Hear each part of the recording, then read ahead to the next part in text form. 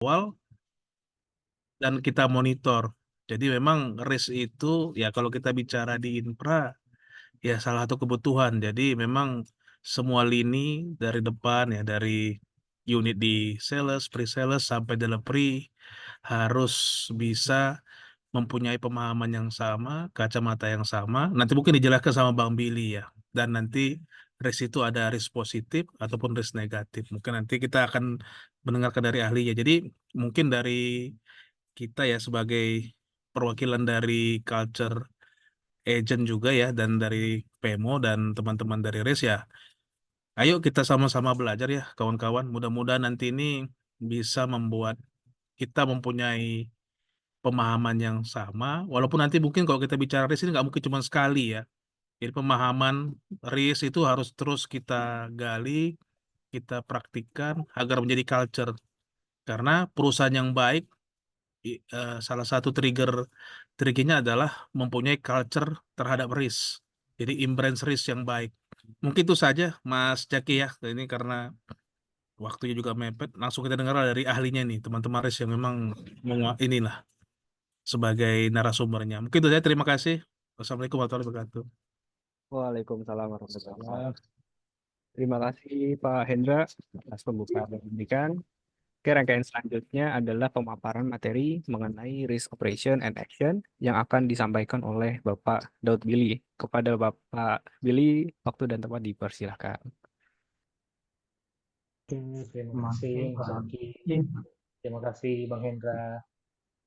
Ya, selamat pagi semuanya. Kita buka dengan semangat pagi. Pagi, pagi, Pagi, pagi. pagi. Ya, kita mau belajar bareng ya. Belajar bareng, saya juga belajar. Karena kan Telkom Infra Operation Learning Day gitu ya. Jadi ya kita sama-sama belajar. Dan mungkin topik yang mau kita pelajari hari ini tentang risk operation. Nah, tadinya em, kalau ditanya judulnya apa ya, yang mau kita sharing gitu. Sempat bingung juga mau sharing apaan karena pas ditanya teman-teman PMO, eh, ya pokoknya tentang risk lah, semua tentang risk ya. Kalau ngomong semua tentang risk kita bingung juga ya kan dari awal sampai akhir gitu. Nah, jadi hari ini coba saya sharing ya. Teman-teman kita mau ngebayangin, mau ngebahas tentang risk operation in action. Mungkin kalau saya lihat partisipan yang ada di sini mostly itu teman-teman yang sudah biasa ikut diskusi dengan tim risk management, baik sebagai risk champion, risk agent maupun juga risk officer ya. Karena di sini banyak teman-teman regional juga gitu.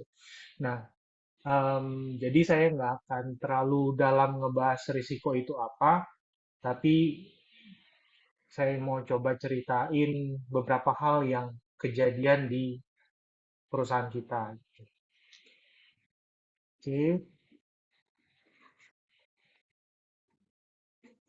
hari ini kita akan ngebahas tentang 3 topik lah, kurang lebih. Pertama tentang Telkom Infra Risk, terus Risk Project, dan juga ERM Online. Kita mulai dari Telkom Infra Risk ya. Oke, teman-teman, eh, di sini ada saya coba jelasin singkat mungkin tentang risiko ya. Risiko itu adalah efek dari ketidakpastian atas objektif gitu. Efek ini bisa positif, bisa negatif. Ya, em, ya, oh ternyata tiba-tiba dapat revenue gitu, yang kita nggak sangka. Nah, terus oh ternyata misalnya ada hal-hal yang impact-nya juga negatif gitu. Oh ternyata kita proyeknya jadi delay. Nah, jadi ada positif, ada negatif. Tapi semua itu, ketidakpastian tadi itu, semua bergantung kepada objektif. Nah, oh ya teman-teman kalau mau nanya, mau diskusi bisa langsung raise hand atau cut juga nggak apa-apa ya, biar kita formatnya ngobrol aja gitu. Karena kita nggak terlalu banyak, mungkin kita bisa semakin dalam pembahasannya.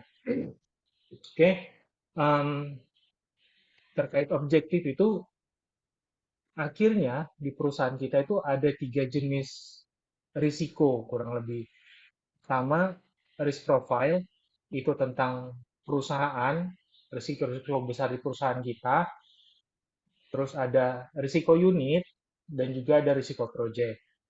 Nah, risiko eh, profil tadi ini itu objektifnya itu mengacu kepada strategic inisiatif atau RKAP, teman-teman. Jadi kalau ngomongin risiko-risiko tentang ketidakcapaian revenue, kenapa kita bisa tercapai revenue-nya, kenapa kita tidak tercapai net income-nya, kenapa Telkom Infra istilahnya menjalankan project-nya ada delay, atau kenapa customer kita tidak puas dengan kita, itu sebagian besar ada di risk profile. Jadi objektifnya itu mengacu kepada strategic inisiatif dan juga RKP. Terus kalau risk unit itu mengacu kepada KM unit teman-teman. Nah, jadi masing-masing teman-teman kan punya KM ya, yang jadi NKU di setiap unit teman-teman. Nah, risiko-risiko yang membuat itu tidak tercapai itu yang ada sebagai risiko unit teman-teman. Jadi kayak misalnya kalau di risk management itu KM unitnya salah satunya KPI RMA teman-teman tuh harus bagus semua gitu. Nah, ternyata ada hal-hal yang bikin kami nggak bisa mencapai itu. Nah, itulah risiko yang kami hadapi sebagai unit risk management. Lalu terakhir ada risiko project. Risiko project itu objektifnya mengacu kepada kontrak, PO, atau SLA. Gitu. Nah, kalau teman-teman ada di kontrak dibilang pekerjaannya harus melakukan A, B, C, D, E, terus dalam tempo waktu 3 bulan, 6 bulan, 1 tahun. Nah, itu adalah objektif yang harus dicapai. Apa yang menjadi ketidaktercapaiannya, itu yang menjadi risiko proyeknya. Oke. Nah, selanjutnya terkait risk profile, risk unit, risk project, apakah ini berhubungan? Ya, ini semua berhubungan, teman-teman. Kalau kita gagal melakukan penanganan kepada risiko project, itu akan berimpact kepada unit kita, akan berimpact juga kepada perusahaan kita. Di sini saya coba gambarin bahwa ya dari kegagalan kita melaksanakan risiko project yang tadinya dia samar, makin lama makin nyata di profil kita. Yang tadinya dia kecil, dia akan makin besar ketika sampai di profil kita. Contoh gini teman-teman, ketika kita yang gagal menjalankan project tepat waktu gitu ya, kita ngomongin risiko delivery barang misalnya, kita nggak memitigasi dengan baik, akhirnya projectnya delay, akhirnya teman-teman unitnya mengalami ketidaktercapaian penyelesaian BST-nya. Nah, dari unit teman-teman mengalami kegagalan, perusahaan juga jadi tidak ada bisa mencapai revenue-nya gitu. Nah, jadi kegagalan kita memitigasi dan mengelola risiko di project itu akan berimpact kepada unit, akan berimpact kepada perusahaan, teman-teman. Nah, makanya kenapa kita akan bahas lebih dalam terkait risiko project hari ini. Dalam mengelola risiko, teman-teman, ada kita kenal three lines model. Three lines model itu ada lini satu, itu yang secara mungkin bisa kita bilang kewajibannya ya. Kewajibannya itu mengidentifikasi dan mengelola risiko secara langsung. Ibarat kata, kalau lagi mau naik, kita lagi jalan gitu ya, lagi berkendara gitu, ya first line ini supirnya gitu. Kalau misalnya, jadi dia yang harus tahu kapan harus cepat, pelan, harus kapan bisa nyalip, kapan bisa hold down gitu. Itu di first line, teman-teman. Nah, terus ada second line. Second line itu risk management. Tugasnya ngapain? Tugasnya mengembangkan metodologi sama kebijakan manajemen risikonya. Nah, itu apa yang dilakukan sama teman-teman risk management adalah mencoba untuk supaya nanti yang pegang kemudi first line tadi punya acuan bahwa oke, ternyata memang kayak gini harusnya bisa ngebut, memang kayak gini harus ada ngerem, memang ketika kayak gini kita bisa nyalip gitu. Jadi ada SOP-SOP yang coba dibuat juga sama tim risk management ataupun juga tim risk management coba untuk eh, terlibat di dalam kebijakan-kebijakan yang teman-teman buat. Makanya kenapa contoh kayak sekarang kan ada PD resales yang lagi diolah, ada PD project management yang juga sudah selesai dikerjakan sama teman-teman PMO. Nah, kita sebisa mungkin terlibat untuk eh, kira-kira apa yang bisa menjadi insight untuk menghindari risiko-risiko yang akan kita temui ke depannya. Nah, terus IA tugasnya adalah untuk memastikan tata kelola tadi berjalan dengan baik, teman-teman. Jadi kalau misalnya kita udah bikin PD, terus udah kayak gitu, ternyata eh, teman-teman di first line nggak melakukan sesuai PD-nya, atau tim risk management juga nggak melakukan eh, tugasnya dengan baik, nggak memberikan insight yang bagus untuk kebijakannya, nah itu ada teman-teman IA yang akan mengevaluasi kita semua. Gitu. Tapi freelance model ini beda di setiap resiko tadi. Ketika kita ngomongin risk profile, freelance modelnya first line-nya itu ada beberapa unit, bukan hanya satu unit. Karena contoh ada salah satu risiko kita tentang profitability. Itu kan responsibelnya bukan hanya di Fincon, tapi ada juga impact dari pre-sales, ada impact dari procurement, impact dari sales, impact dari delivery gitu. Jadi bisa banyak unit betul, teman-teman. Nah, kalau di risiko unit, itu risiko unit yang jadi first line-nya itu unit teman-teman sendiri. Jadi ketika kita ngomongin misalnya ya di Vinop itu ada risiko pembayaran mitra terlambat nih. Nah, itu yang jadi risk owner-nya, yang jadi first line-nya itu ya teman-teman Vinop sendiri, nggak di-inline-kan dengan yang lain-lain. Selanjutnya gimana dengan risiko project? Kalau risiko project, first line-nya itu ada di teman-teman PSD, MSO, atau juga PM gitu. Jadi ketika ternyata controllingnya nggak berjalan dengan baik, ternyata ada kebutuhan resource yang bisa diakomodir dengan baik, itu semua ada di teman-teman first line tadi, PSD, PM, maupun juga MSO gitu. Untuk second line dan third line-nya itu ada di RM dan juga IA. Sampai sini teman-teman ada yang mau ditanya nggak dari slide ini?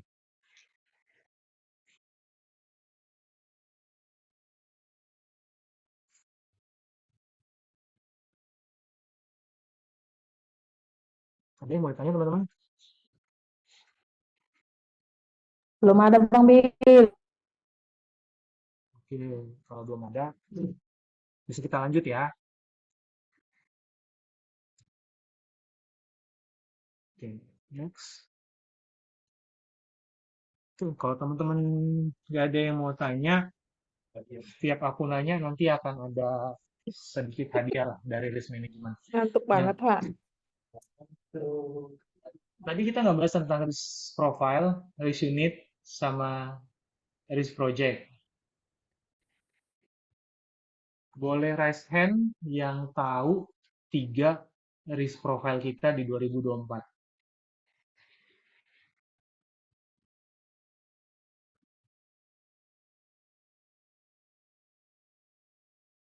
Ada yang tahu teman-teman?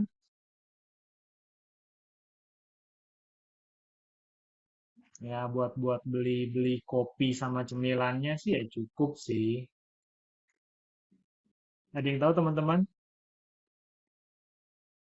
3 risk profile Telkom Infra 2024.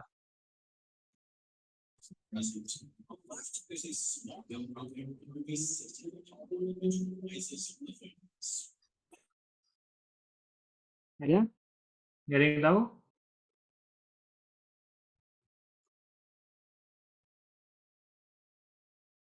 Tiga risk profile Telkom Infra 2024.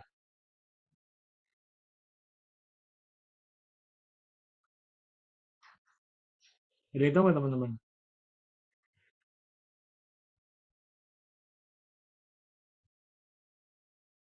Dari teman-teman RO, teman-teman PMO, ya jangan teman-teman RIS ya. Kalau teman-teman RIS mah pasti tahu lah.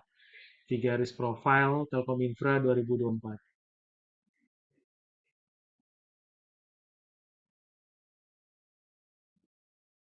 Jadi yang tahu? Oke. Ya, ada perlu dicek. Tim RIS boleh angkat tangan nggak? Tim RIS nggak boleh angkat tangan. Ya.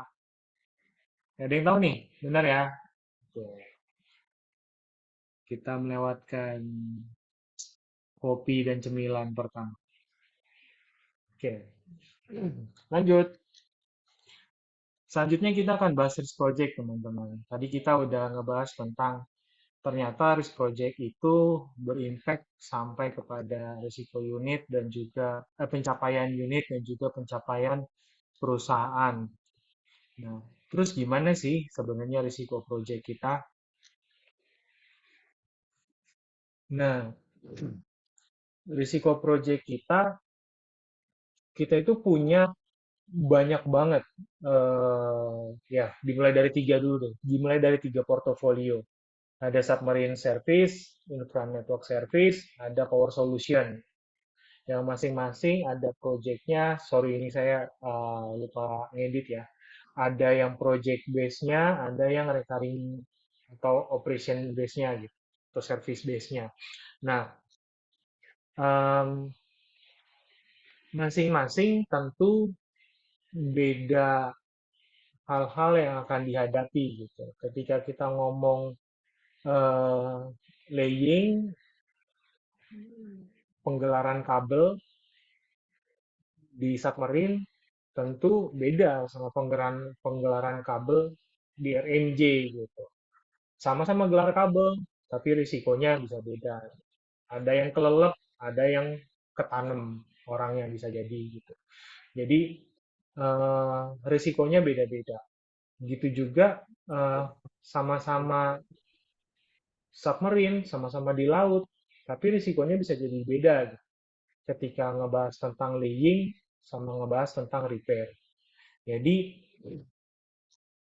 eh, masing-masing project beda risiko, beda cara penanganan.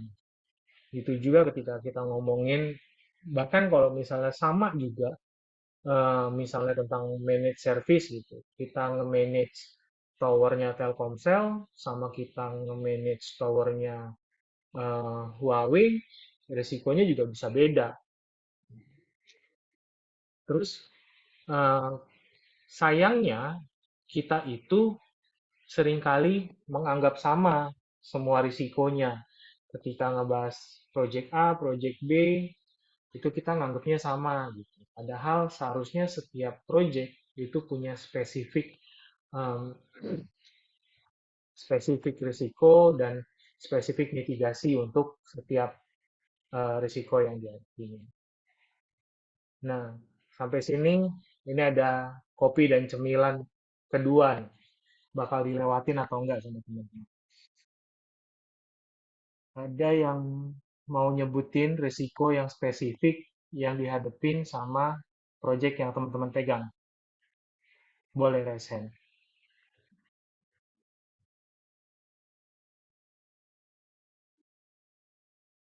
Ada yang nyebutin teman-teman? Ya mungkin yang spesifik di Jatim, ya spesifik di Jatim. Ada yang ini spesifik megang CDC, ya boleh sebutin megang CDC. Ada yang megang TDE, data center, boleh cerita tentang risiko yang spesifik di TDE. Ada teman-teman?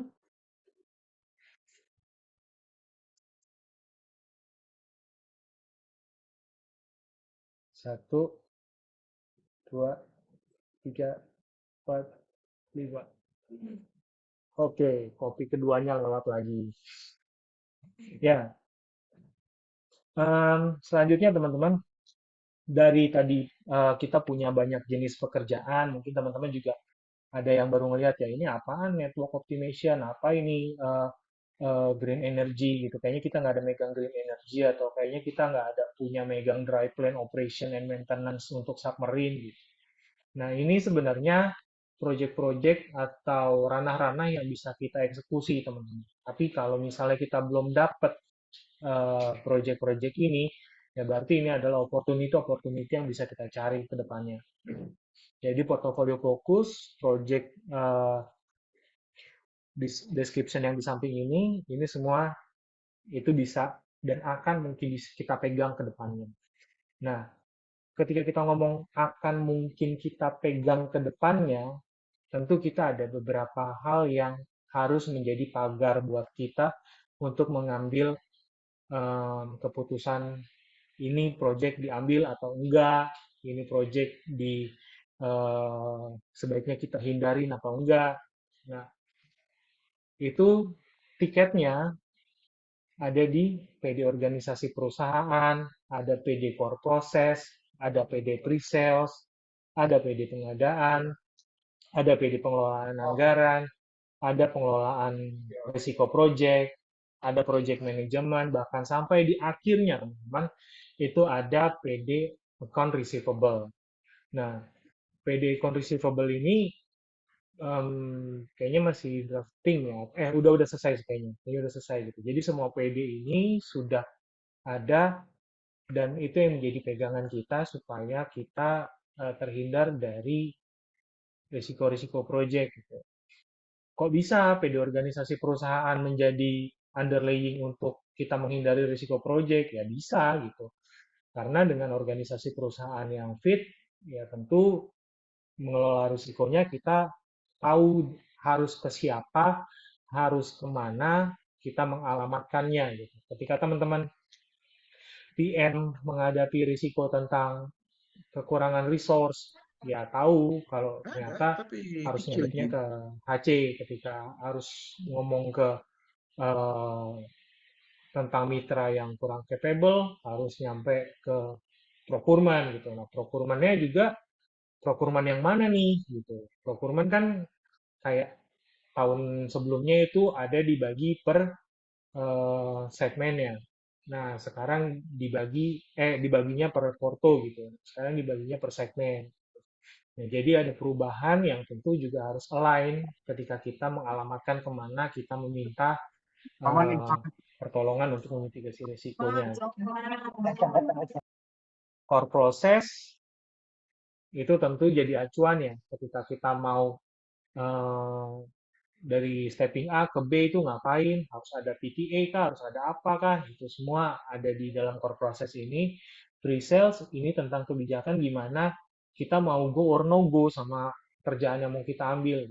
Ketika kita, nah di PD pre-sales ini mungkin salah satu hal yang unik gitu ketika kita mau justifikasi pekerjaan, apakah semua pekerjaan itu kita ambil.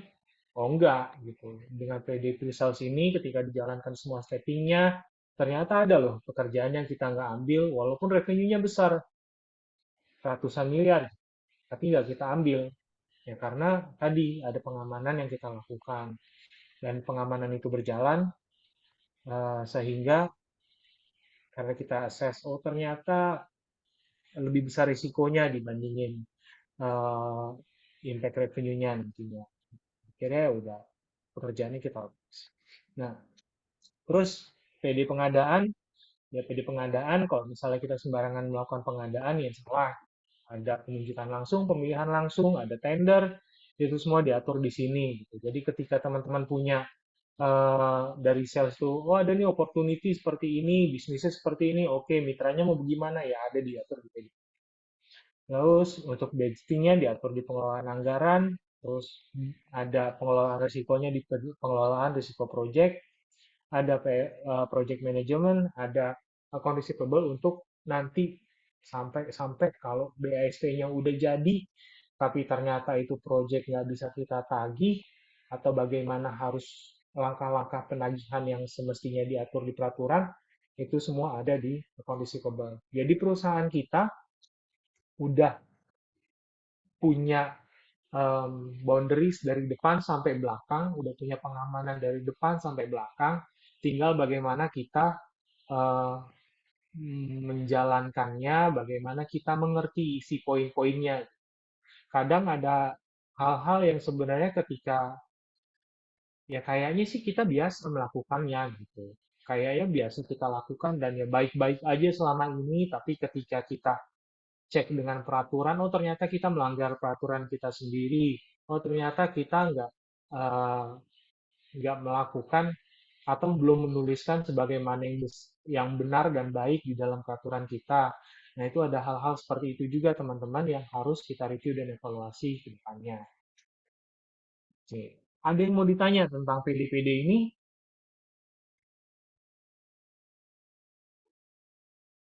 1, 2, 3, 4, 5. Oke, dan ya. Selanjutnya,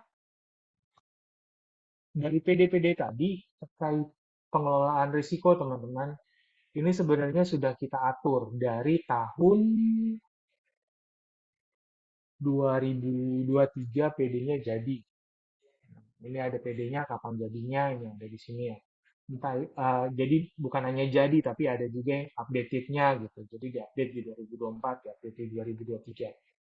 Nah, risiko project ini kita sebenarnya em, cara mengelolanya kita atur di dalam dua bagian.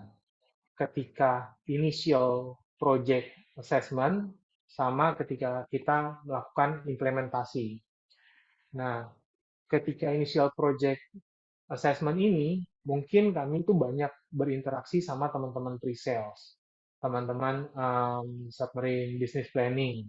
Jadi, the project ini ceritanya tentang ini, akan melakukan itu, akan di area ini. Nah, itu di-assess sama teman-teman pre-sales, sama teman-teman submarine business. Oh, mungkin akan ada risiko A, risiko B, risiko C. Oke, itu di-assess di dalam project acquisition. Jadi ketika teman-teman membuat pre-assessment, ketika teman-teman membuat IPC, itu sudah terset bahwa ada risiko-risiko apa yang mungkin dihadapi. Gitu.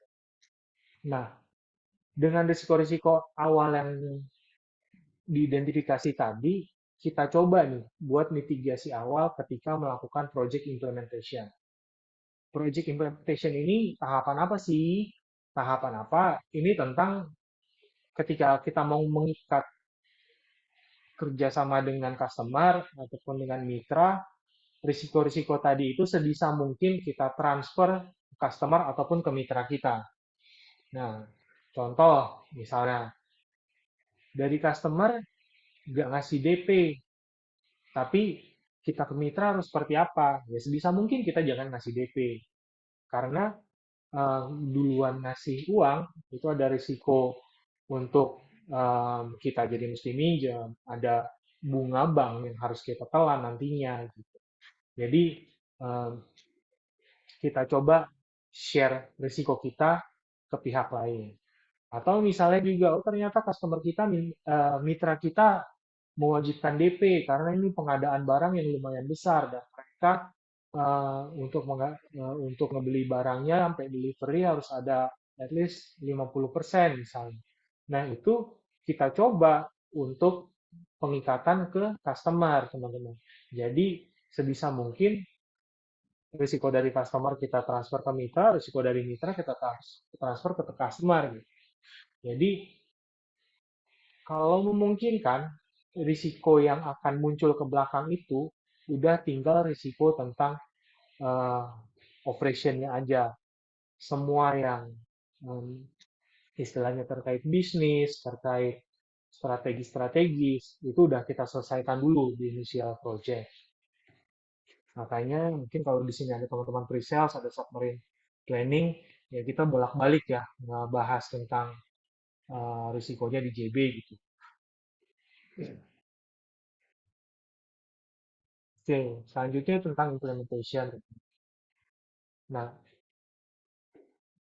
project risk implementation ini kita bagi jadi 5 bagian. 5 bagian, pertama tentang planning. Jadi kan teman-teman tuh ketika menjalankan project, ya mungkin dengan keterbatasan ilmu project saya, tidak terlalu familiar gitu ya dengan project. Tapi yang kita tahu bahwa ketika mau menjalankan suatu project, itu teman-teman PM ada planningnya dulu.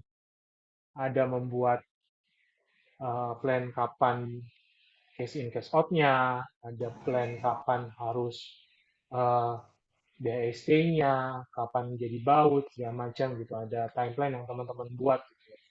Nah, berharapnya ketika teman-teman melakukan planning, teman-teman juga bisa eksplorasi risk yang di awal tadi udah di-assess sama teman-teman bisnis di depan. Risikonya dapetnya dari mana? Dapatnya dari PTA. Teman-teman kan udah familiar ya dengan istilah PTA-PTA yang selalu kita gaungkan belakangan ini. Nah, risiko yang kita dapat dari PTA tadi, teman-teman PM lihat, terus udah gitu teman-teman PM pelajari lagi PO kontraknya, di planning, cash-in-cash-out-nya, ya planning juga tentang risikonya. Karena bisa jadi teman-teman di depan nggak terlalu familiar tentang risiko-risiko project yang akan dihadapi. Nah, risiko-risiko project apa aja yang kira-kira teman-teman di depan nggak familiar? Ya contoh, misalnya ketika kita melakukan pengukuran pengukuran galian atau segala macam, risikonya kalau misalnya kita salah melakukan galian seperti apa? Ya kalau misalnya cakarnya kurang kuat atau seperti apa, ya itu kan teman-teman di depan nggak sedetail itu. Gitu. Atau misalnya ternyata ngomongin tentang, oh ternyata daerah sana rawa, butuh fondasi yang lebih kuat. Oh ternyata daerah sana tanahnya tanah darat, nggak perlu fondasi yang gimana-gimana. Gitu. Nah, terus terkait delivery-nya oh, ternyata daerah sana harus pakai pesawat, nggak bisa pakai gokar, ya kan? Jadi teman-teman yang tahu itu di project, jadi tolong di-assess, terus nanti dipersiapkan untuk nanti ketika teman-teman mau menetapkan plan ini juga bisa kebayang berapa budget risk-nya yang harus disiapkan. Gitu. Ketika kita ngomong, oh ternyata memang daerah sana nggak ada solusi lain selain pesawat. Ya kita siapkan budgetnya budget pesawat. Oh ya ternyata daerah sana daerah remote. Untuk kontrol ke sana kita sulit gitu. Oh ya kita siapkan budget untuk kontrolnya. Walaupun itu mungkin diincludekan di dalam BOP, tapi sudah terstate teman-teman bahwa budget ini akan kita pakai untuk mengontrol risikonya. Nah, sedikit cerita nanti kita cerita. Lanjut dulu, selanjutnya tentang treatment. Treatment, jadi tadi teman-teman udah punya budget, punya. Terus apa yang harus dilakukan? Laksanakan treatmentnya. Ya kalau misalnya treatmentnya adalah harus istilahnya punya kartu layanan kapal, kartu langganan kapal buat bolak-balik ke satu site, ya sudah gitu. Kalau ternyata delivery treatmentnya adalah harus istilahnya mungkin kunjungan site rutin, ya sudah gitu. Tentukan, pastikan treatment yang tadi teman-teman buat di plan awal, teman-teman jalankan gitu. Agar nanti masuk ke poin 3, ketika kita mau memonitoring, kita bisa lihat efektif nggak sih yang kita lakukan gitu. Jangan-jangan ketika kita bolak-balik ke site berkali-kali ternyata nggak efektif gitu. Ternyata masalahnya bukannya kontrol di site. Ternyata masalahnya adalah ketika kita approach ke customer kita, approval kita yang di reject sama customer. Jadi kita evaluasi lagi efektivitas mitigasi kita, betul nggak, tepat nggak, atau ada mitigasi yang lebih baik lagi, itu dilakukan ketika melakukan risk monitoring. Nah, ketika melakukan risk monitoring itu kita update KRI, teman. Update KRI itu apa? Key risk indicator. Key risk indicator ini penanda bahwa apa yang kita lakukan itu betul ada dampaknya, gitu. Ketika kita bilang penyebab kami terlambat melakukan BAST adalah approval-nya di reject misalnya kayak gitu. Nah, terus udah gitu KRI-nya adalah berapa kali approval kita di reject. Nah, jadi misalnya approval-nya biasanya di reject 50 kali gitu. 50 site yang di reject dari 100 misalnya. Nah, kita sudah membuat mitigasi A misalnya. Oh, ternyata approval kita yang di reject sekarang tinggal 40. Kita tambahin lagi mitigasinya, yang lebih efektif lagi, yang lebih bagus lagi. Oh, ternyata dengan begini kita tambahin mitigasi lagi, yang di reject kita tinggal 20 gitu. Ya, jadi KRI tadi terpantau teman-teman bahwa uh, yang kita lakukan memang efektif, memang tepat, memang nggak sia-sia gitu. Jadi energi yang teman-teman buat, energi perhatian yang teman-teman kasih, budget yang dikasih sama perusahaan itu mendatangkan kebaikan buat perusahaan. Gitu. Nah, selanjutnya reporting. Ketika sudah di update KRI-nya, teman-teman udah bisa pantau, teman-teman udah lihat, oh ternyata ini efektif, ini nggak efektif, teman-teman report. Reportnya di mana? Reportnya ketika melakukan ya mungkin kalau saya baru masuk grup Reng gitu, Reng Rekbat kemarin, yang bisa diupdate di Huddle misalnya. Nah, terus kalau misalnya ada Radit Ops, bisa diupdate di Radit Ops gitu. Bahwa oh, ternyata pencapaian kita gini Pak, efeknya gini Pak. Nah, oh, dan ketika kita laporkan itu bisa jadi bahan pertimbangan yang baik untuk eh, SL, BOD gitu, ketika mau melakukan untuk mengambil keputusan A atau keputusan B gitu. Jadi berharapnya reporting yang kita buat memang bisa menentukan perusahaannya mau kemana gitu. Jangan sampai gini teman-teman, reporting beranggapannya gini, kayak kita ke dokter gitu ya, kita ke dokter, ditanya sama dokter keluhannya apa. Saya keluhannya pusing gitu. Udah cuman pusing, iya pusing. Dia nggak cerita, dia nggak cerita bahwa salah makan atau apa gitu. Akhirnya cuma dikasih Panadol, selesai pusingnya. Mungkin iya sementara, tapi kambuh lagi. Nah, seperti itulah ibarat reportingnya teman-teman. Ketika kita ngasih tahu kendala yang kita alami, upaya yang sudah kita lakukan, ya karena contoh kalau misalnya kita berobat ke dokter kan juga ditanya ya, udah minum obat apa gitu. Nah, itu adalah berarti kan mitigasi apa yang udah kita lakukan gitu. Nah, jadi ketika kita kasih informasi sebaik mungkin, sekomprehensif mungkin, itu nanti bisa berimpact baik buat perbaikan langkah selanjutnya. Nah, terus udah di plan, habis di plan ya dilakuin, habis dilakuin ya dievaluasi, habis dievaluasi ya dilaporin, habis dilaporin di closingin. Closingin kayak gimana tuh? Nah, di closing ya ketika teman-teman buat BAPK, udah pengakhiran kontrak gitu ya. Terus mau nutup TO di SAP gitu.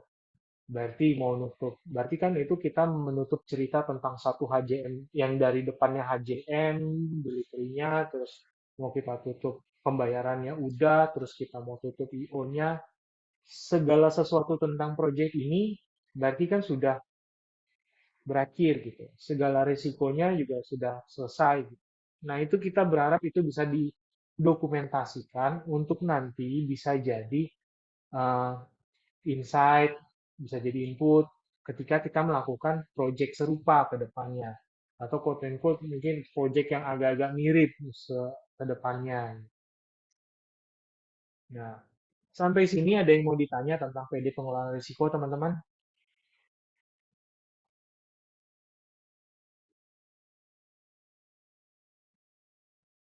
Tidak. Oke. Teman-teman ada yang udah pernah ikut sharing session tentang PD pengelolaan risiko project?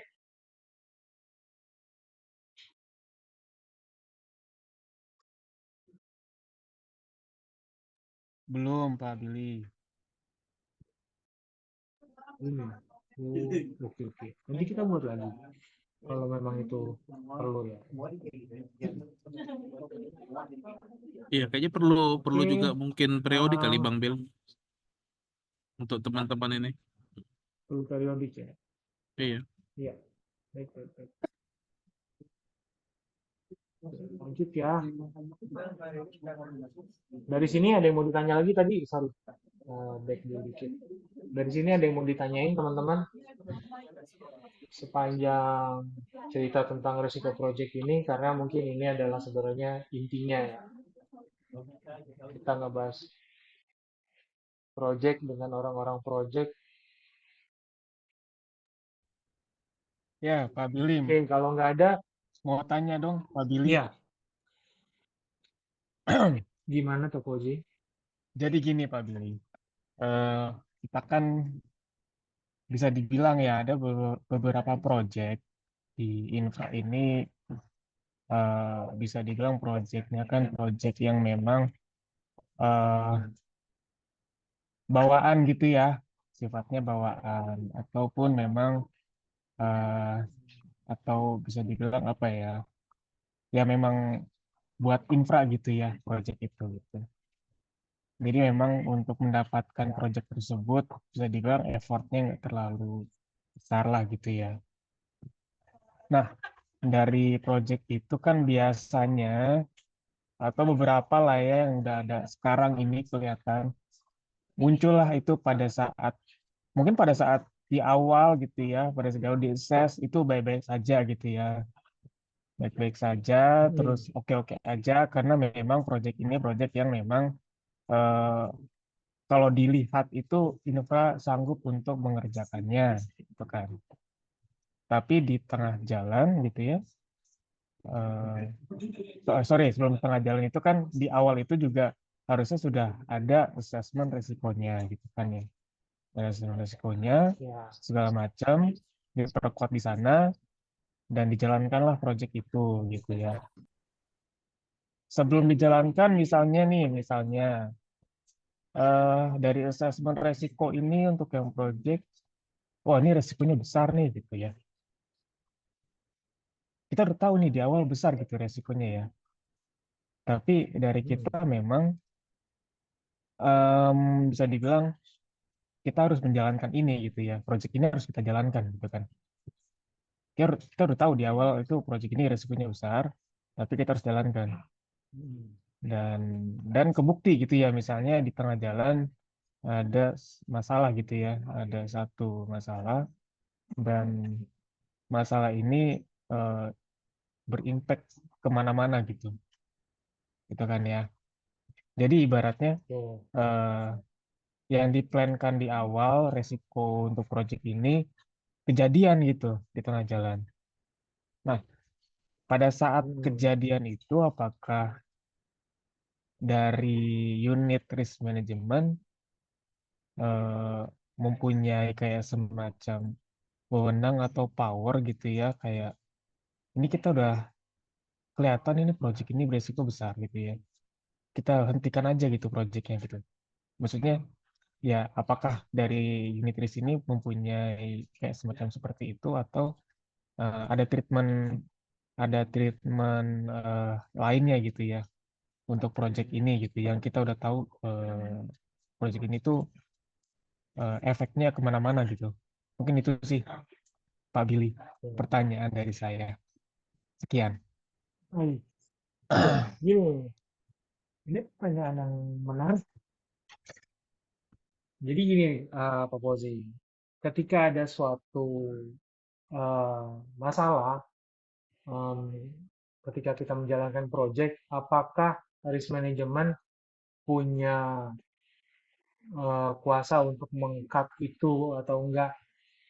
Bahkan IA pun nggak punya kuasa untuk meng-cut itu. Kenapa? Eh, itu diatur di dalam peraturan-peraturan ini, Pak Rozi, bahwa ketika go or no go project itu kan ada levelnya ya, yang memutuskan oke go gitu. Nah kalau misalnya yang menggokan itu adalah eh, levelnya direktur utama, apakah boleh yang levelnya VP di bawah dia mengkat itu? Tentu nggak bisa gitu. Jadi keputusannya tetap ada di manajemen. Itu pertanyaannya, itu jawabannya Pak Fauzi.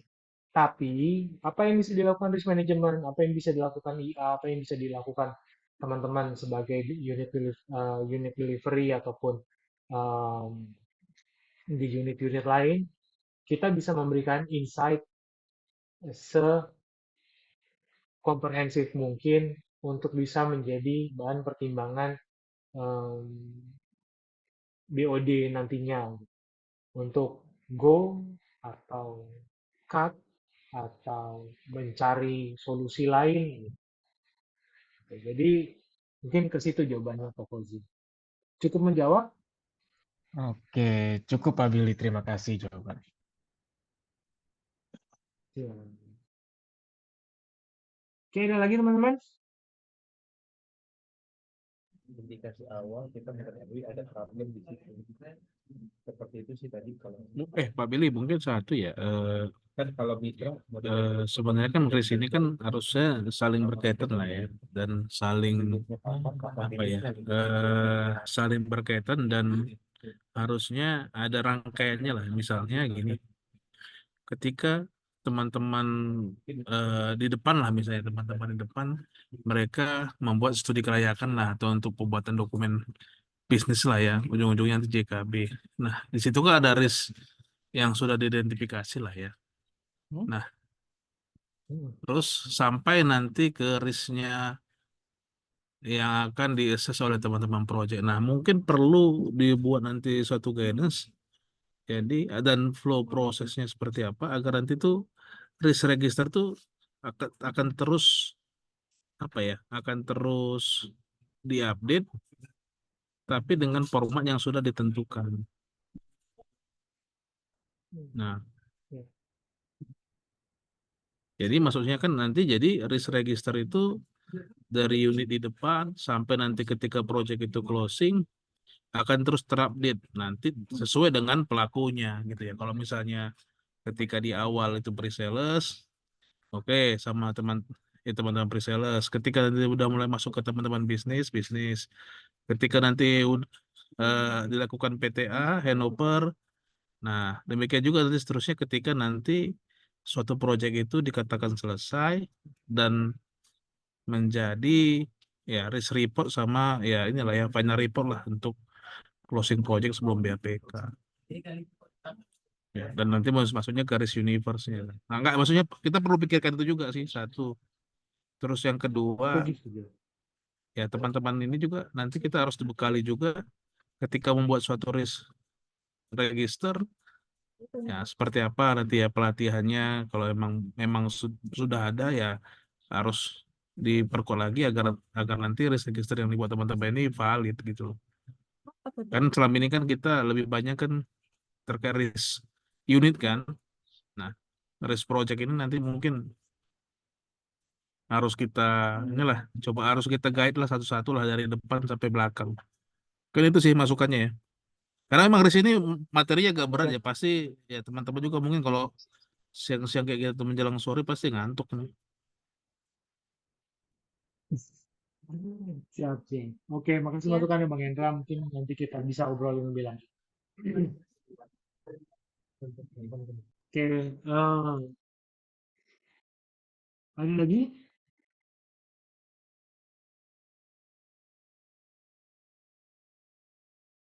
Ya, kalau nggak ada lagi aku coba cerita dikit ya. Ini ada, tadi kita udah punya portofolio kita udah punya pagar, PD-PD semua ini gitu ya. Terus udah kayak gitu, salah satunya ada tentang pengelolaan risiko project. Nah, kita bisa menjalankan atau nggak menjalankannya, atau kita menjalankannya setengah-setengah, itu hanya akan jadi dua, our loss event atau our success story. Contoh loss event yang kita hadapin apa teman-teman? Kita melanggar kebijakan kita melanggar boundaries yang kita buat sendiri, atau boundaries yang ada dari regulator gitu. Ada loss event yang kita tanggung, bisa itu impact-nya kayak berujung denda gitu. Kayak ada kapal kita jalan set, izin belum jalan, belum keluar, kita harus ganti rugi denda. Berapa M? 11 M. 11 M itu berapa banyak teman-teman? 11 M itu ya bisa 2 kali bonus. Nah, terus ini kebayang kita ngebayarin denda karena satu kebijakan, karena satu hal yang salah yang harusnya bisa berdampak kita. Nah, berdampak baik ke kita. Gitu. Nah, terus ada lagi loss event kita. Loss eventnya masalah 4 bulan ini revenue kita nggak tercapai sesuai target. Nggak tercapai sesuai target, kurangnya di mana?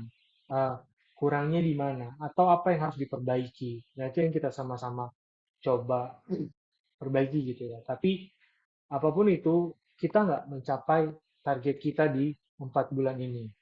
Nah, dengan kita nggak mencapai di 4 bulan ini, efeknya apa?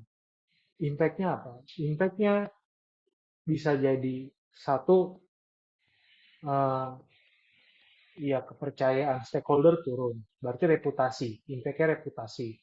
Terus yang kedua, impact finansialnya ya tentu ada. Buat kita impact finansialnya ketika revenue-nya nggak sesuai target, cost yang sudah kita keluarkan juga terus berjalan gitu kan, cash in-nya nggak sesuai target, tentu impact finansialnya buat kita ada. Nah, jadi ketika kita menjalankan atau mengelola risiko project, view-nya bisa jauh banget. Makanya kita coba selesaikan dengan baik piring yang ada di depan kita sebelum kita melihat meja makan yang lebih luas di depan. Gitu. Nah, itu loss event-nya. Nah, terus sukses story-nya apa? Sukses story kita di dalam menjalankan project. Ternyata gross margin kita 4 bulan ini bagus loh teman-teman. Jadi gross margin kita bagus, revenue kita kurang, itu artinya apa? Ya ibarat kata kayak orang makannya dikit tapi bergizi gitu. Jadi orang yang makan dikit tapi bergizi dibandingin orang yang makan banyak ternyata isinya gula, lemak segala macam ya tentu lebih sehat yang makannya dikit tapi bergizi gitu. Tapi jangan sampai kita kekurangan makan teman-teman. Itu analoginya. Jadi success story kita ada, loss event kita ada. Itu kenapa bisa kejadian? Ya karena kita nggak mengelola risiko kita dengan baik. Kita nggak menemukanali setiap risiko kita dengan baik. Kalau misalnya kita bisa menemukanali, terus udah gitu bisa kita maintain dengan baik, tentu kita bisa menghindari risiko-risiko tadi. Dan uniknya lagi, kita lagi ada di dalam masa yang secara global uh, Iran versus Israel. Nah, atau Irak versus Israel. Ya, itu. Ada perang yang mungkin terjadi ke depan. Impact-nya apa untuk project? Impact-nya bisa jadi delivery kita terhambat gitu. Kita nggak bisa datengin barang dari luar. Bisa jadi kita nggak bisa uh, melakukan pembayaran. Karena apa? Karena selisih kurs gitu. Kita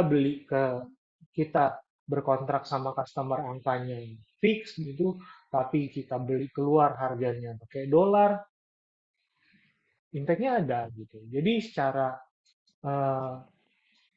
risiko bukan hanya yang eh, kecil doang deliverynya gitu. Tapi ketika kita berpikir lebih dalam lagi, berpikir lebih jauh lagi, ternyata ada hal-hal yang berimpact juga ke project yang akan kita jalani.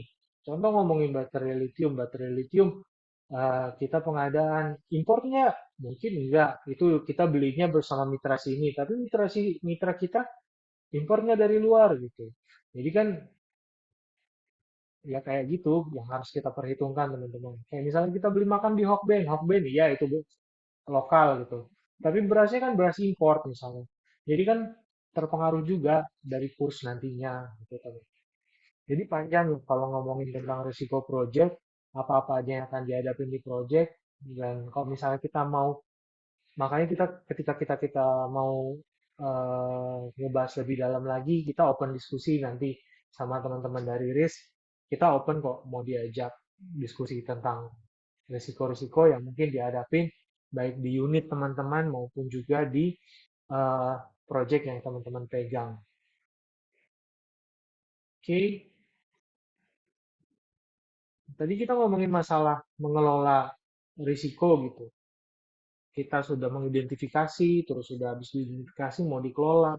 Caranya gimana? Pakai apa? Gitu. Cara mengelolanya tuh pakai apa? Cara di recordnya gimana? Itulah kita bahas di tentang ERM online. ERM online ini eh, simple aja sebenarnya. Nggak banyak-banyak isiannya. Cuman dua topik doang. Cuman tentang input risk register sama tentang update risk reportingnya, gitu, update risikonya. Tentang input register tuh kayak ngebahasnya apa sih? Ngebahasnya ya tentang gimana membuat dokumen baru. Nah, jadi teman-teman buat dokumennya, terus nanti input risk registernya, terus nanti di approve gitu. Nah, ini teman-teman kita laporkan baik di Radir dan juga Radit gitu. Jadi tentang bagaimana utilisasi eh, ERM online untuk project itu kita laporkan ke BOD. Makanya kalau misalnya kayak 2 minggu terakhir ini tim IT itu melaporkan tentang utilisasi aplikasinya. Gitu.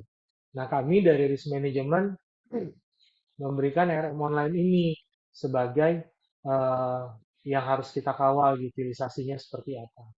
Utilisasi yang kami laporkan dari risk management itu apa? Seberapa banyak project yang kita deliver sekarang yang masuk ke ERM online. Karena dengan dimasukkan ke sistem, ya kita bisa memantau nih, nanti seperti apa pergerakannya, yang tadi kita bilang bahwa, oh ini harus diupdate KRI-nya, harus diupdate levelingnya, harus dilaporkan, itu semua akan lebih mudah ketika kita memakai aplikasi. Dan untuk sekarang, yang ada di kita itu RM online. Nah, apa yang akan kita lakukan di RM online? Tadi input risk registernya, cuma 3 tahapan doang. Bikin dokumennya, input, approve. Jadi risk registernya. Terus update risk reporting. Update risk reportingnya gimana? Tinggal bikin update activity-nya, bikin evaluasi treatment-nya, review risikonya, update realisasinya, selesai. Gitu. Nah, untuk lebih familiarnya, kita coba buka ya, ERM online.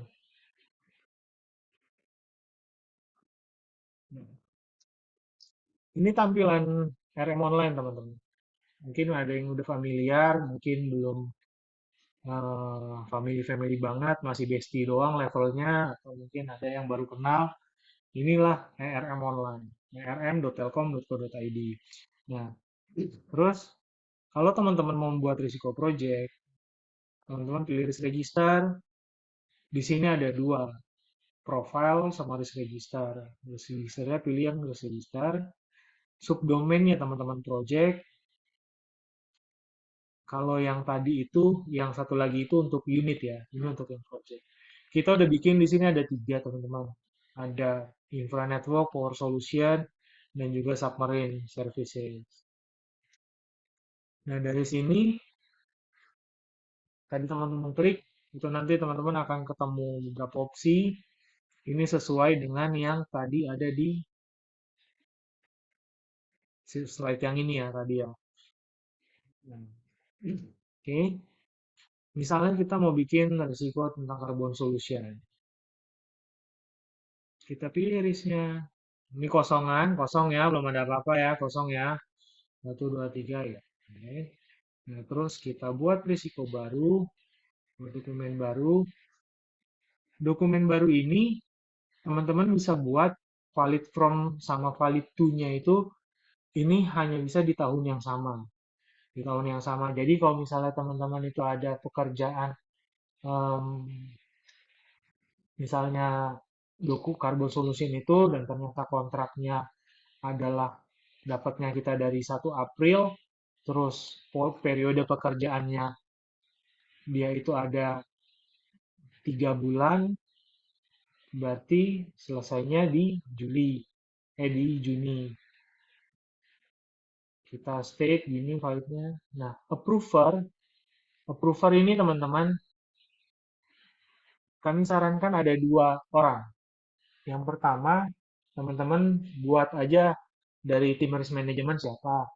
Ini kebetulan karena akun saya nggak bisa bikin diri saya sebagai approval. Nanti mungkin kita ambil contoh aja mungkin Lilin ya. Sama yang approver terakhirnya adalah risk owner-nya. Jadi kalau misalnya teman-teman sebagai PM, ya ya approver-nya terakhirnya ya PM-nya. Misalnya Reeng tuh Mas Teguh, ya misalnya Teguh gitu.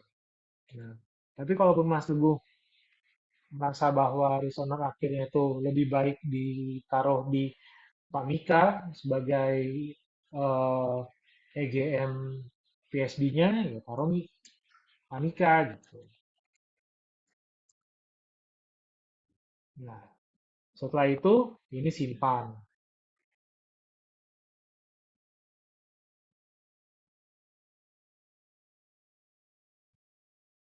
Oke. Terus teman-teman buat risiko baru. Risiko baru.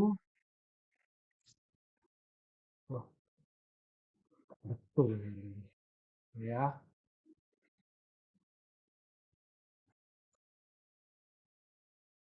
Wah, kalau gue teman.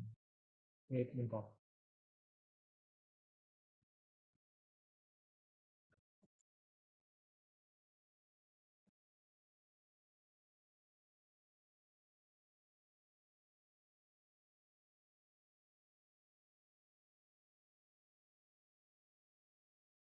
Bentar ya.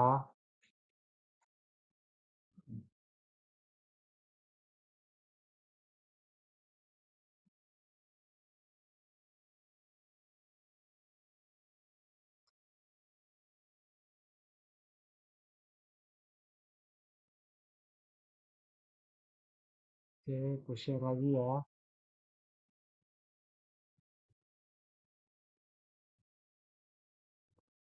Oke, tadi karena udah ke save ya, saya coba ambil lagi dari sini subdomain, this project. Tadi kita bikin yang nya, yang di ini manage risiko. Ini tadi udah ada ya. Ini kita buat risiko baru, misalnya sasarannya harus sesuai dengan kontrak tadi ya teman-teman. Kita ngacunya kalau project ke kontrak atau SLA-nya gitu ya. Atau ke PO-nya. Nah, sasarannya adalah pekerjaan selesai dalam waktu tadi 3 bulan. 3 bulan pekerjaannya mungkin 90 hari. Peristiwa risikonya apa? Perlambatan, misalnya yang bikin ini nggak peristiwa risiko itu ingat ya teman-teman, bukannya ketidak terjadian sasaran, tapi apa yang menyebabkan itu terjadi. Jadi kebayangnya gini, pekerjaan selesai 90 hari. Jadi risikonya bukan pekerjaan tidak selesai 90 hari, bukan itu ya. Tapi misalnya delay delivery ke site misalnya. Deskripsi peristiwa risikonya seperti apa, bisa dijabarkan. Nah, ini bukan diketik dijabarkan ya, tapi teman-teman jabarkan. Nah, terus strategic inisiatifnya itu apa? Strategic inisiatifnya karena kita nggak yang di Telkom, kita pilih yang others. Ini kita mungkin bisa bilang strike. Ini delivery ini tadi teman-teman itu masuk ke risiko operasional. Ininya di risiko operasional. Penyebab risikonya bisa diceritakan misalnya pengadaan barang memerlukan pengiriman dari Cina misalnya. Nah, ini kapan kejadiannya? Kejadiannya ada di Q2. Nah, pilih linkage risiko teman-teman. Risiko ini adalah risk profile kita. Risk profile yang mana yang masuk di dalamnya? Ya, misalnya kalau ini kan delay ya, berarti itu terkait delivery project atau project plan. Indikatornya bisa teman-teman masukin, misalnya waktu pengiriman biasanya 15 hari gitu. Dia itu akan merah kalau ternyata pengirimannya 20 hari. Kalau pengirimannya sorry. Kalau pengirimannya itu sorry. Ini harusnya berbanding terbalik ya. Ini 20, ini 18.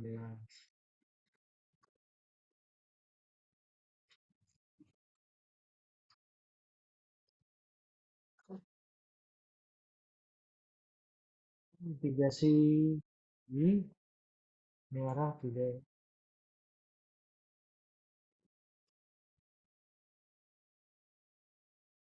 Bang. Kuning kecil terbalik. Oh, ini kuningnya di sini. Maaf ya. Kalau kuning ya. Oke. Sorry tadi saya miss antara ini kuning sama merah ya. Yang kuning sebelah kiri. Kalau kuningnya lebih kecil itu terbalik. Nah, terus apa yang sudah dilakukan sama teman-teman misalnya cek atau apalah gitu. Itu teman-teman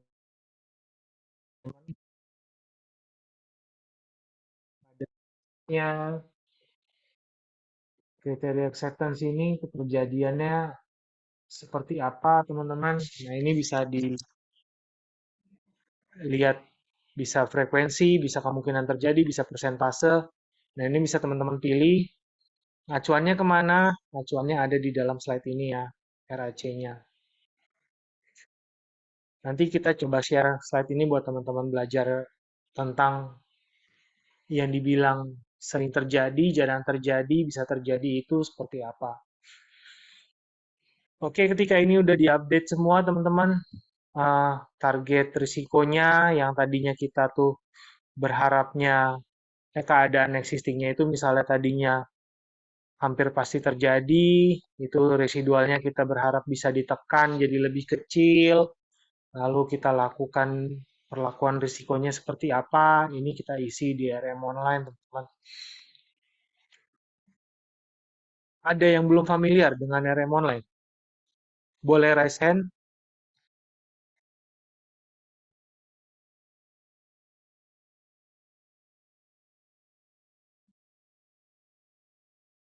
Ada yang belum familiar dengan RM online? Boleh raise hand?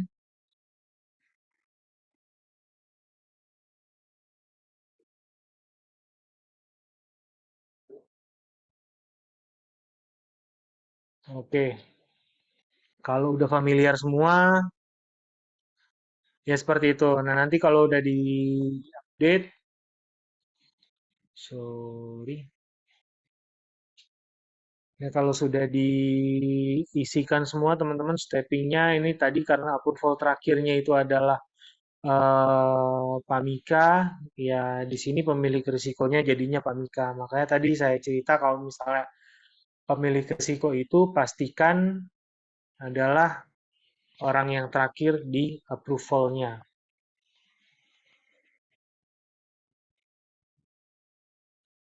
Oke, nanti kalau ini kita simpan. Masih harus ada yang diisi dulu. Isi, ini diisi juga. Transfer mitigate, sekarang dampak saya 2. Treatmentnya kontrol delivery, percepatan delivery. Nah, ini diisikan budgetnya ya teman-teman. Kalau tadi mau ngontrol delivery itu butuh berapa budgetnya, ini teman-teman boleh diisi, harus diisi, karena nggak mungkin melakukan sesuatu tanpa budget gitu. Jangan sampai nanti teman-teman ngerasa, "Ah, bisa kok ini bisnis as usual gitu, tapi ternyata ketika mau melakukan mitigasinya jadi bingung, budgetnya dari mana, ini nggak ada budgetnya, teman. Nah, setelah diupdate, misalnya budgetnya 30 juta, diisikan aktivitasnya. Aktivitasnya, misalnya, eh,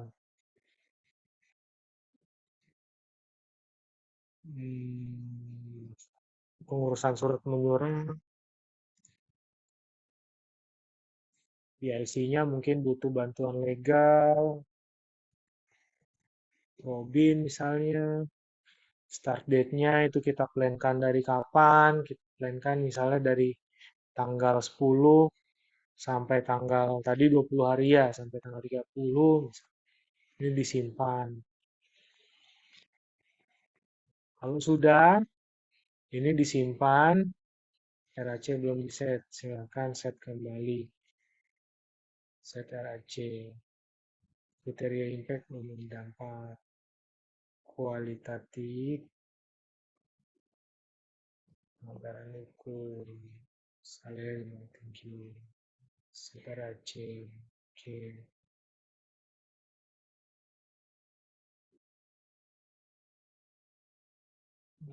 Tadi kita udah ngebahas tentang yang ini. Input risk register buat dokumennya tadi kita udah buat, terus udah kayak gitu. Input risiko project ini tadi kita sudah input risikonya. Nah, terus tinggal dilakukan approval.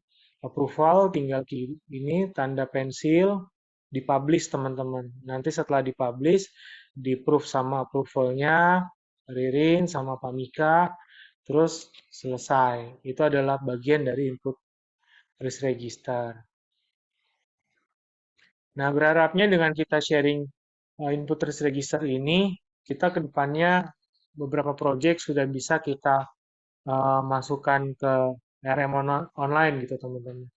Nah, karena memang di dalam Radir terakhir kemarin arahannya untuk EGM diminta untuk memastikan timnya masukkan ke RM online.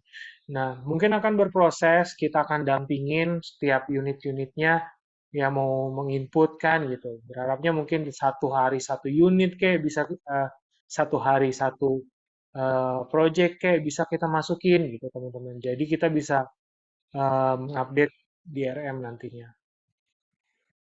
Oke, ada yang mau ditanya teman-teman? Mungkin segitu aja yang bisa saya sharingkan. Kita open diskusi. Kalau misalnya waktunya masih banyak, kita bisa diskusi banyak di sini. Kalau misalnya memang punya tinggal sedikit, ya kita bisa diskusi di warung kopi. Oke, baik. Terima kasih Pak Billy Terima atas kasih materi yang diberikan. Ya, Untuk monggo Zaki, silakan. mungkin sekarang selanjutnya masuk ke sesi tanya jawab ya Pak ya. Dan mungkin dari teman-teman masih ada yang mau ditanyain atau masih ada unek-unek nih tentang bisnis proyeknya. Mungkin ada yang mau diminta pencerahan dari Pak Billy juga bisa ini ya Pak. Mungkin ya bisa ditanyakan dari teman-teman kalau ada yang ditanyakan. Silahkan, silahkan. Mas Billy mau tanya, Monggo Mas Adim. ya, Mas, ini mungkin apa kita tanya-tanya Mas, untuk penilaian kan di RIS itu kan ada penilaian gitu Mas ya tentang itu penilaian itu mengacu pada apakah Mas? dan tips-tips agar nilai itu bagus. Nah, itu gimana ya, Mas? Terima kasih. Oke. Tips-tips agar nilai bagus. Kita itu sebenarnya ngenilai kan ada guidance-nya, Mas Adi. Guidance-nya satu tentang risk registernya itu yang diinput bagaimana kualitasnya, sama yang kedua tentang reportingnya. Reportingnya juga bagaimana kualitasnya. Nah, kualitas itu masing-masing ada tips and triknya, ada kisi-kisinya. Kisi-kisinya ada di mana? Kisi-kisinya ada di rules yang kita share ya. Hmm, bentar, aku coba lihat. Nah, kisi-kisinya itu yang kemarin kita sharing tentang guideline guideline KPI RMA itu ya teman-teman. Jadi di situ kita bisa ngelihat apakah teman-teman menjalankan menginputnya itu udah sesuai dengan yang kita kita tuliskan di guideline apa belum gitu. Sambil aku nyari, boleh lanjut dulu pertanyaan yang lain. Nanti aku coba share. Oke, untuk rekan-rekan yang lain mungkin ya Tunggu ya siap. Mas Adin. Mungkin ada yang mau ditanyakan, boleh diketik juga nanti pertanyaannya. Atau masih ada yang ingin ditanyakan.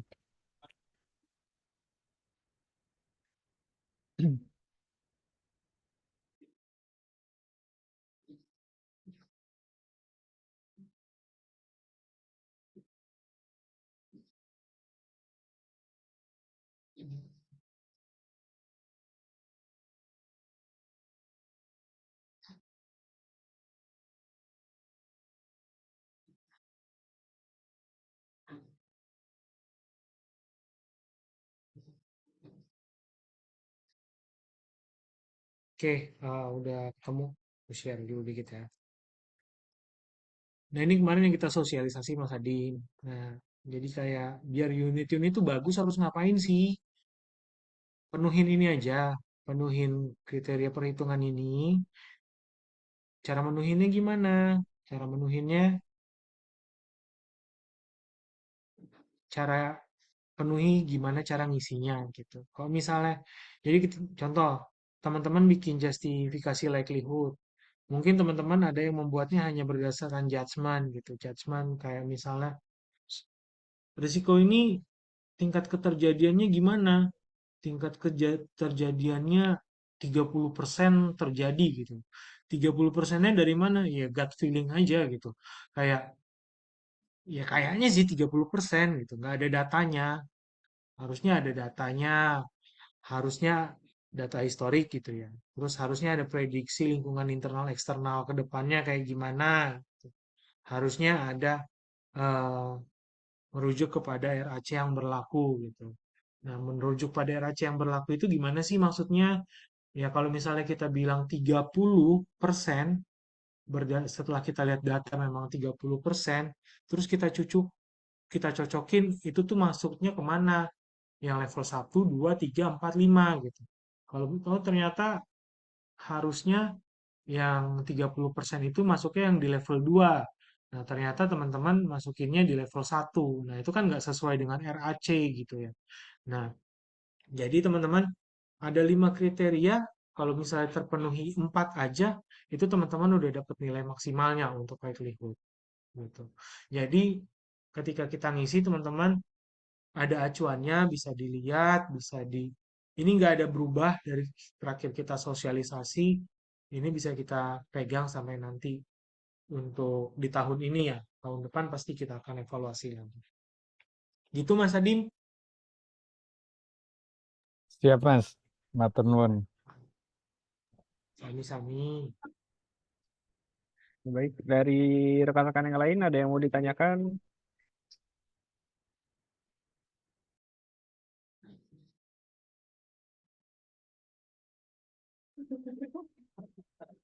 Oh, kayaknya udah cukup nih Pak Billy. Belum ada Oke, siap. ada pertanyaan lagi. Oke, mungkin karena udah tidak ada pertanyaan lagi, kegiatan siang hari ini dicukupkan. Tapi sebelumnya ada sesi foto bersama dulu ya, buat rekan-rekan untuk dimohon untuk mengaktifkan kameranya. Oke, belakang-belakang masih banyak yang belum nih.